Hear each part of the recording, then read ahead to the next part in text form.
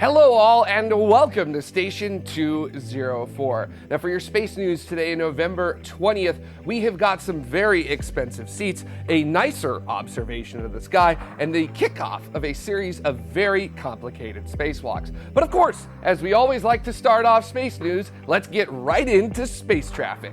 We start out in the asteroid belt, where Japan Aerospace Exploration Agency's Hayabusa 2 says sayonara to asteroid Ryugu, firing thrusters at 0124 Universal Time on November 13th to achieve an escape velocity of, yes, 9.2 centimeters per second. Now, over the next few weeks, Hayabusa 2 will methodically move away from Ryugu before firing up its 4 ion thrusters to propel it on course to Earth, where samples collected on the surface of Ryugu will land back on Earth in a special capsule in late 2020. A Kuaizhou 1A from the China Aerospace Science and Industry Corporation's X-Space Technology Corporation launched at 0340 Universal Time on November 13th at the Jiuquan Space Center. On board was the Jilin 1 Gaofen 02A spacecraft, a commercial Earth observation satellite for the Chinese Academy of Sciences, which was successfully placed into orbit. And a mere 3 hours later, a Long March 6 rocket lofted 5 Ningxia 1 remote sensing detection satellites from the Taiyuan Space Center at 0635 Universal Time on November 13th.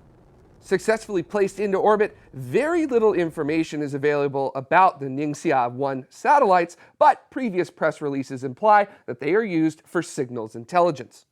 China is absolutely smashing the end of the year with its launch cadence, and another Kuaizhou 1A from the China Aerospace Science and Industry Corporation's X-Space Technology Corporation launched at 10:02 and 02 seconds Universal Time on November 17th at the Jiuquan Space Center.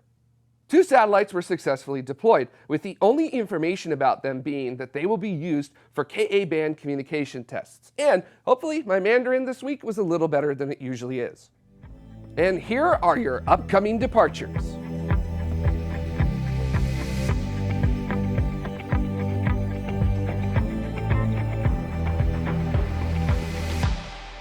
NASA's Office of Inspector General, or OIG, is tasked with something that is well outside of the scope of the usual cutting-edge spaceflight technology that we're expecting to come out of NASA. They audit NASA. Yep, they look at NASA's budget books and figure out where the money's going and if the money's doing what it's supposed to be doing.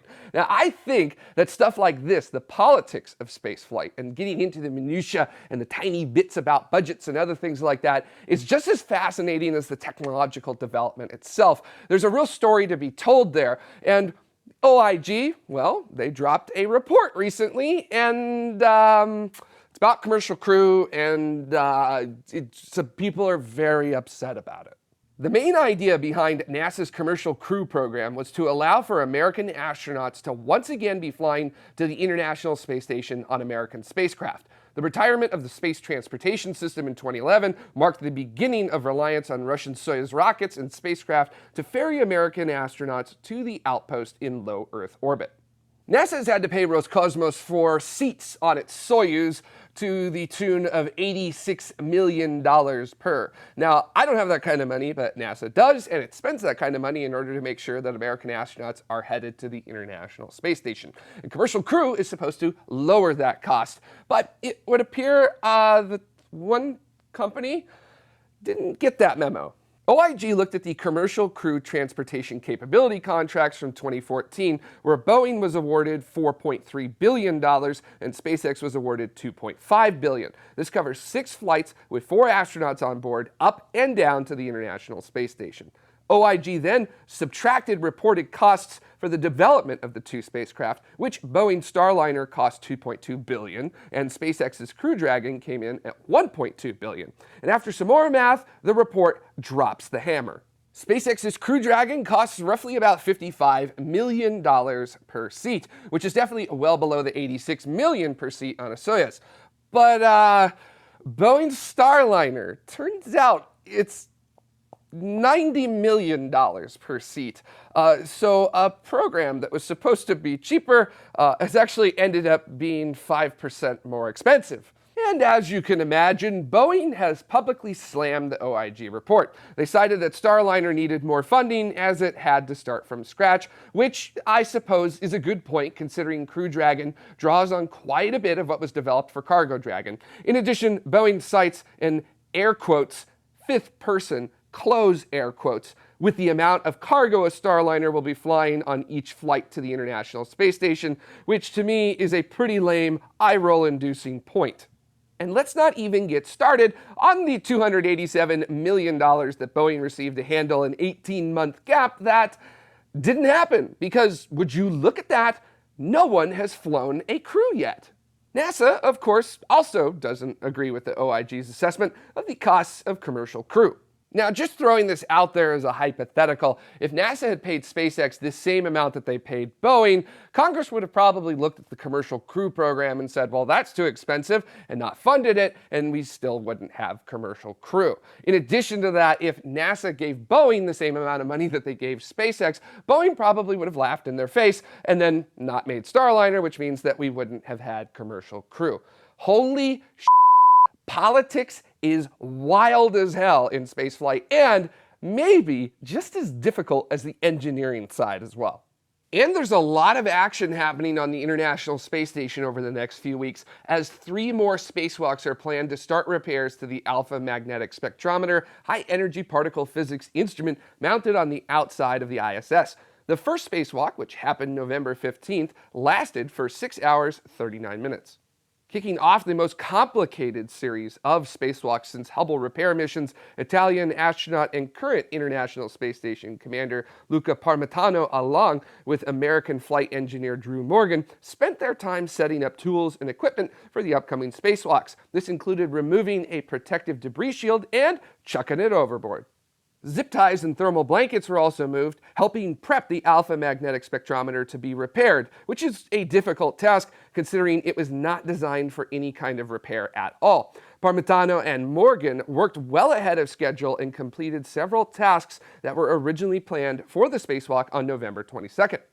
Planning for this series of spacewalks began in 2015, and the fruits of that 4 years of labor are paying off.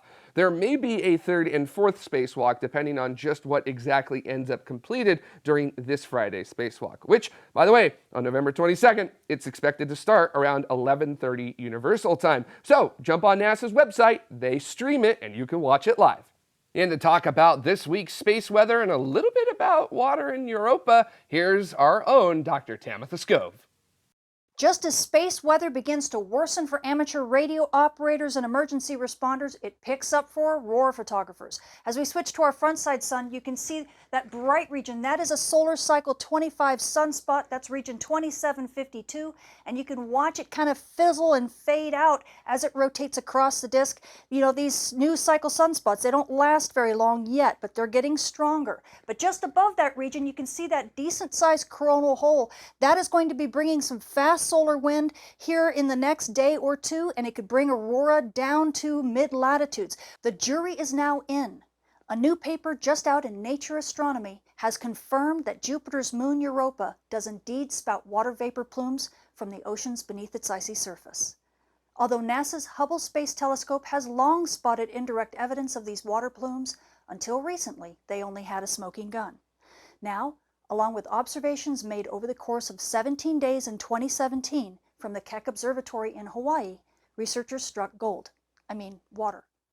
On April 26, they unexpectedly received a strong signal, a special kind of infrared light that can only be emitted by water. And there was quite a bit of the stuff too, about 2,100 metric tons according to the researchers' estimates. That's almost enough to fill an Olympic-sized swimming pool. Now, along with the other observations, this massive amount of water is proof positive that this indeed is a water vapor plume shooting out of Europa's surface, as no other known process in the Jovian system can account for it. Not even Jupiter's intense radiation belts could strip enough water molecules from the surface of Europa to release that much water vapor in its atmosphere. Not to mention Jupiter's radiation belts, they would create a continuous release of water, not just one massive plume. So understandably, this news has got astrobiologists talking. In the search for life on other worlds, these water plumes are like little messengers from heaven, shooting samples of possibly habitable environments right out into space for us to fly through and measure using orbiting spacecraft. Who needs a lander? In fact, this is exactly what the NASA mission Europa Clipper is betting on. Scheduled to launch in the mid-2020s, it will orbit Jupiter, having many chances to get up close and personal with a possible plume through dozens of Europa flybys. Clipper's aim? To chart the moon, its ocean, and search for spots where a potential life-hunting lander could touch down on the icy surface in the future. And if the mission team members learn enough about these water vapor plumes in the coming years, Clipper might just wind up zooming right through one. Now, what would it mean to you if we found life on Europa? For more details on this week's space weather, including when and where to see aurora, how your GPS reception will fare, and how amateur radio is doing, come check out my channel or see me at spaceweatherwoman.com. If you're on Twitter as much as I am, you've probably seen the astronomical community is kind of having a little bit of a freak out about SpaceX's recently launched batch of Starlink satellites. There's been lots of images of fields of view being studied that end up having them zipping straight through it and absolutely wrecking the data being taken. Now, a lot of people are saying that we should just launch more space telescopes. It's not that easy. But I mean, that's for a discussion a little bit later down the way. But there is a space telescope that we do want to talk about here called NICER. It is up on the International Space Station. And to talk about a recent high energy result from it, here is Manju Bangalore. So Jared was just talking about Starlink, and I think that global access to the internet is a fundamental right. But I also understand why astronomers might be a little angry. Perhaps the future of astronomy lies in a compromise. In the near future, astronomers may be able to fully rely on space-based astronomical platforms to collect data and observe the universe. The NICER telescope, sitting outside the International Space Station, observed something pretty incredible back in August. The neutron star Interior Composition Explorer observed X-rays shooting out of a pulsar in the Sagittarius constellation 11,000 light-years away. Pulsars are condensed cores that are rapidly spinning after the death of a massive neutron star. This pulsar, called SACS J1808, draws on its nearby brown dwarf star for hydrogen gas and then pulls it into an accretionary disk. Every now and then, the accretionary disk becomes too dense for itself and the hydrogen gas ionizes. The pressure and temperatures increase, causing nuclear fusion, and after a while, a thermonuclear burst blasts across the surface of the pulsar. This binary system is especially unique for two reasons. One, it's a millisecond accretionary pulsar. Now, neutron stars are rare. Pulsars are even rarer. Accretionary pulsars are even more rare, but millisecond accretionary pulsars, only 13 of them. And we happen to catch one of them releasing a massive, massive burst. But the more important reason is that the brown dwarf star orbiting the pulsar only takes 2 hours to complete its orbit. So basically, it can complete 600 revolutions by the time you finish a Lord of the Rings movie. I also want to know, did other objects around the pulsar survive the supernova explosion, and could they be exoplanets? At the beginning of the burst, the brightness decreased for less than a second. And in this short time, scientists think that the star built enough energy to push its hydrogen layer into space. In 20 seconds, the X-ray burst released as much energy as the sun releases over the span of 9 days. To date, it is the brightest set of X-ray pulses NASA has ever observed. What a brilliant sight.